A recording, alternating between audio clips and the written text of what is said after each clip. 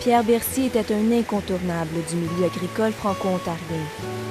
Étant donné qu'il n'y a pas de mauvaises herbes, l'air circule entre les rangs, entre les tiges, puis ça chasse la récolte, ça chasse les gousses. Il a été et restera un modèle d'excellence et surtout d'inspiration pour tous les agriculteurs. Je pense que c'est le début d'un temps nouveau. Je pense qu'on va voir les organisations agricoles en Ontario travailler plus ensemble. C'est tout va bien.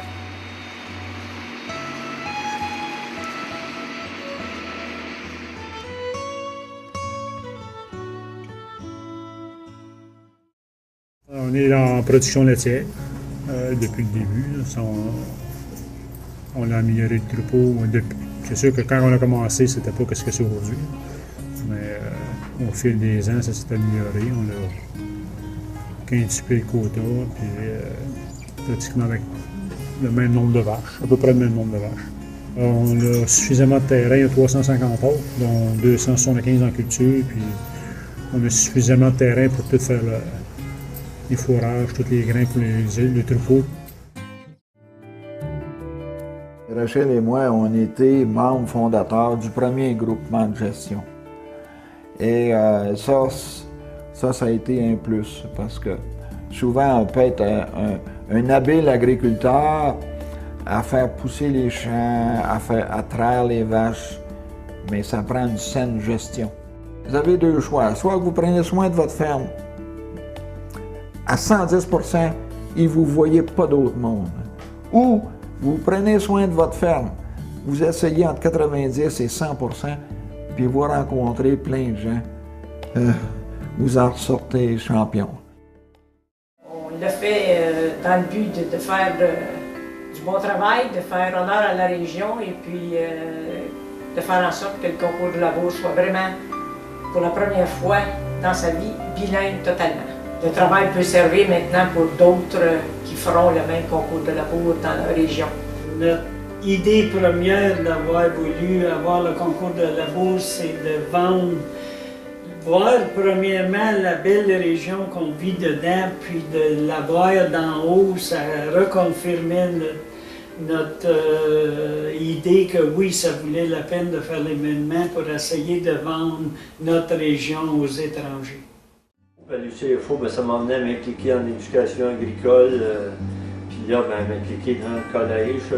La Société franco-ontarienne a fait un pas en avant avec ça. Aujourd'hui, si on compare, puis là, quand j'étais à l'UCFO, je m'étais aperçu que l'éducation agricole, c'était notre problème numéro un. C'était pas, nos terres n'étaient pas bonnes, c'était les connaissances qui nous manquaient. Ça a fait que le collège, aujourd'hui, on regarde les diplômés, des fois ça fait 25 ans, qui sortent de là, puis comment ils réussissent bien dans la vie, puis comment ça a fait progresser la société franco-ontarienne.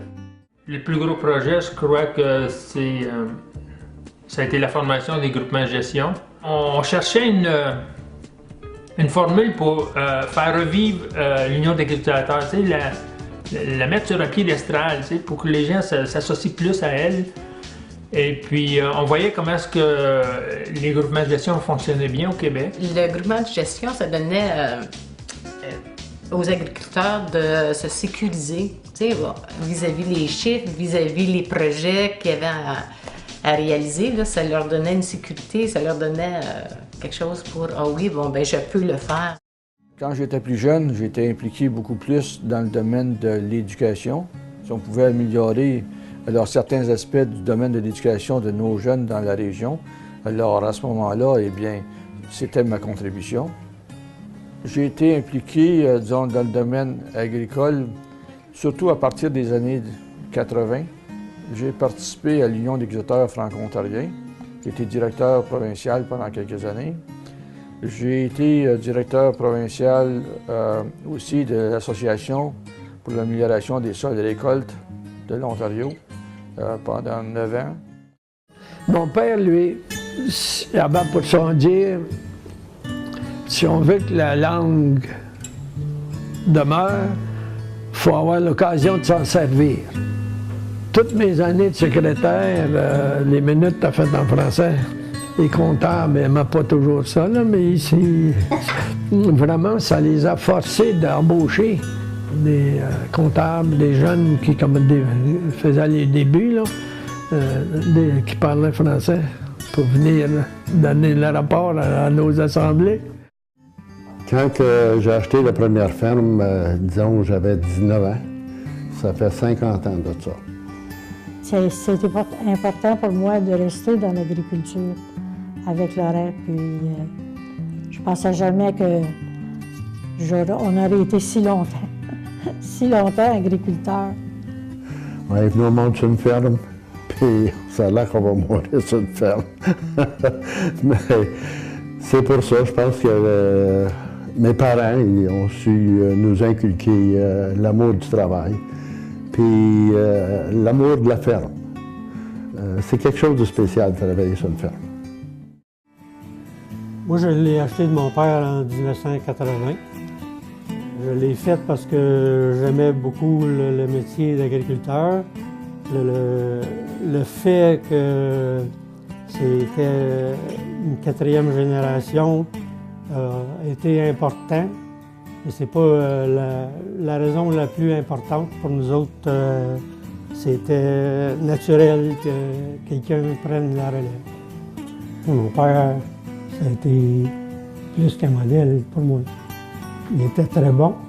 J'ai appris beaucoup de lui. Quand j'ai pris la relève, je me sentais bien outillé.